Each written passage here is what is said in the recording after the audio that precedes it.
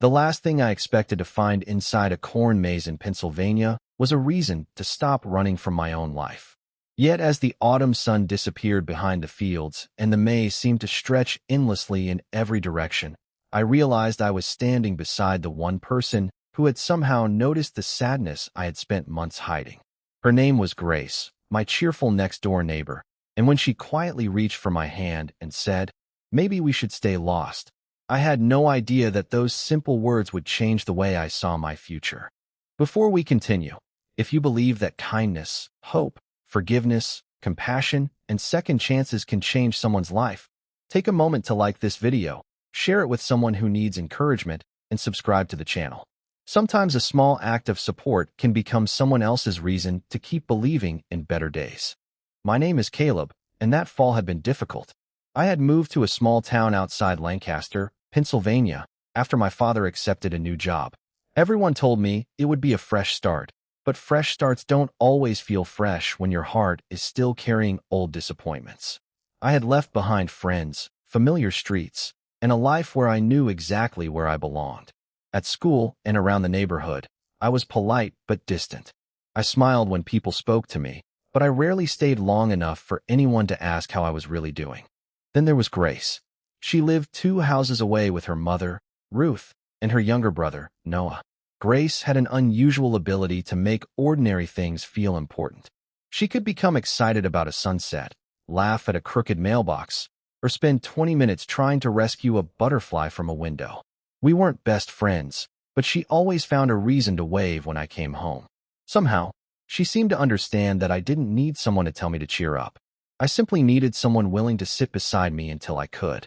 One Saturday afternoon, Grace convinced me to visit the annual Harvest Festival at a farm outside town. The place was filled with pumpkins, hay rides, warm apple cider, and families laughing beneath strings of yellow lights. The biggest attraction was a massive corn maze, advertised as the largest in the county.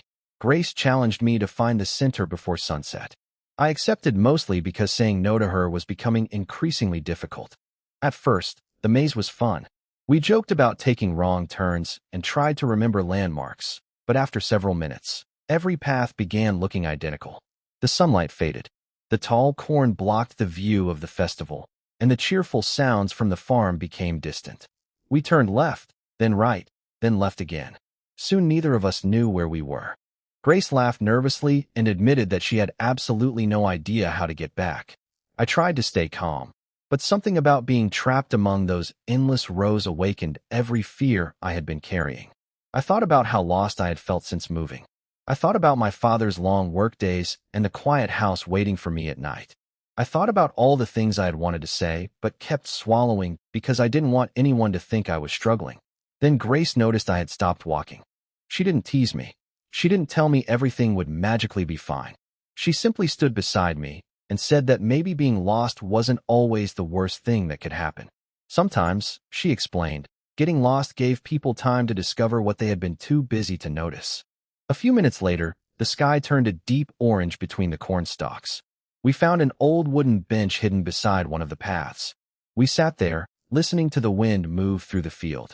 Grace told me about her own difficult year, about losing confidence after her parents separated, and how she had learned that pretending to be happy every day was exhausting. She said she had started believing that people didn't need perfect answers from one another. Sometimes they just needed honesty. I finally admitted that I had been lonely. The words felt strangely heavy when I said them, but once they were out, I felt lighter. Grace didn't make a dramatic speech. She simply nodded, as though she had been waiting for me to stop pretending. Then she reached over and took my hand, not as some grand romantic gesture, but as a quiet reminder that I wasn't facing the uncertainty alone. She smiled and said, "Maybe we should stay lost for another minute." For the first time in months, I laughed without forcing it. Eventually, we heard a whistle somewhere beyond the corn. A farm worker was searching for us because the maze was closing. We followed the sound and finally emerged beneath the bright festival lights. Grace's mother was waiting, worried but relieved. My father arrived a few minutes later, and instead of asking why I had disappeared, he asked whether I was okay. That simple question opened a door. On the drive home, I told my father the truth. I told him I missed our old home. I told him I felt invisible sometimes. I told him that moving had been harder than I wanted to admit. He listened quietly, then apologized for assuming I was adjusting better than I actually was. That night, we sat at the kitchen table for nearly an hour and talked like we hadn't talked in months. The next few weeks didn't magically become perfect, but they became different. I started joining people at lunch instead of eating alone. My father made an effort to leave work earlier once a week.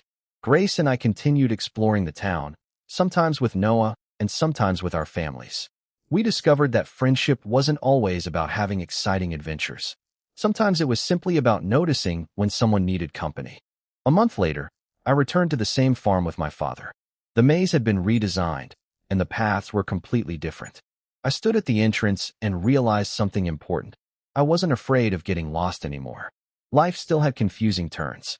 There were days when I missed my old home and mornings when uncertainty returned. But I had learned that being lost didn't mean being forgotten.